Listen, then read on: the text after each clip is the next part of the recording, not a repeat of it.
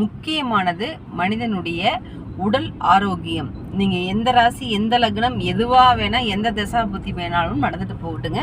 அதை பத்தி நம்ம யோசிக்க கூடாது, சிந்திக்க கூடாது. இதை நம்ம மைண்ட்ல வச்சுக்க கூடாது. அது ஒரு பாகம், அது ஒரு பக்கம் போயிட்டு இருக்குது.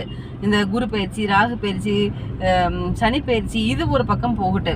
ஆனா உடல் ஆரோக்கியம் என்பது நம்ம ரொம்ப கவனமா பார்க்க வேண்டிய ஒரு சூழ்நிலை. இப்ப மக்களுக்கு பாத்தீங்கன்னா இஎன்டி பிரச்சனை பெரும்பாலான மக்களுக்கு கண்டிப்பா இருக்கும். ஒரு நோய் வருது அப்படின்னா ஒரு 3 விதம் இருக்கு. அதாவது பித்தம், கபம், வாதம்.